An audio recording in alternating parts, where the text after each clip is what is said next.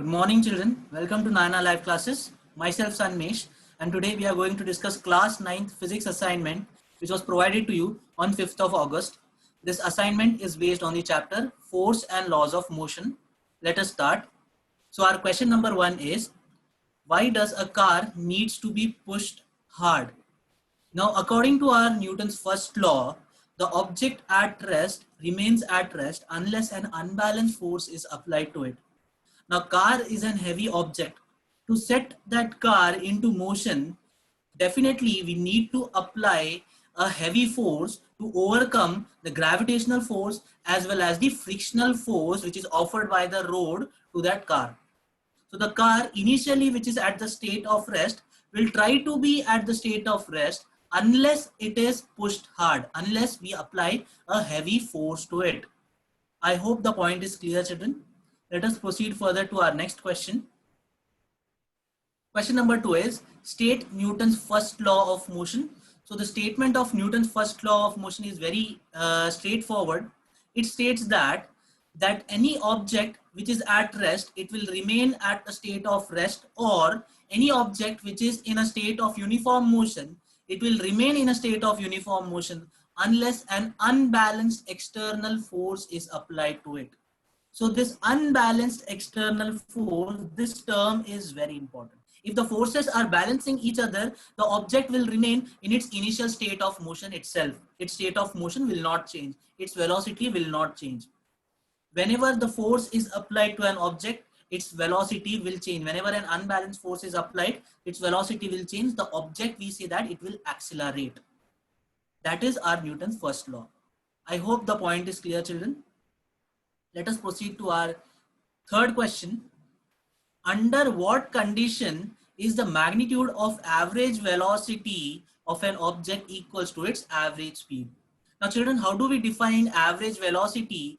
We define average velocity is equal to total displacement upon total time. Similarly, children, average speed is defined as total distance traveled divided by total time taken. So when magnitude of average velocity will be equal to average speed, definitely from this equation we can clearly see that when total displacement, magnitude of total displacement is equal to total distance, in that case the average velocity will be equal to average speed. So average velocity would be equal to average speed when total distance traveled is equal to the net displacement of the particle. Now this happens only when the object is traveling along the straight line. When the object is traveling along the straight line, the displacement will be equal to distance. The total displacement will be equal to total distance. And there should be no change in the direction as well. If there's a change in direction, for example, if the object is going in forward direction and it is returning back, then in that case, both these quantities will vary. But if the object is traveling in straight line along one single direction, these both quantities will be equal. I hope the point is clear, children. Let us proceed to our fourth question. Why we tend to fall outwards when a car takes a steep turn?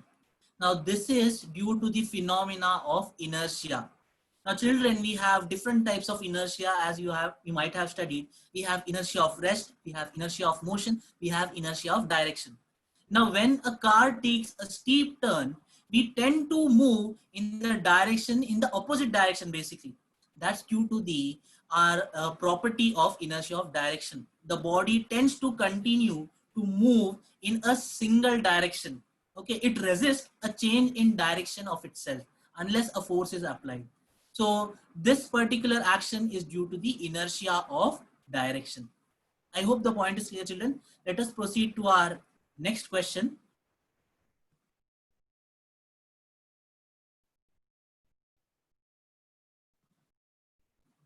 Okay.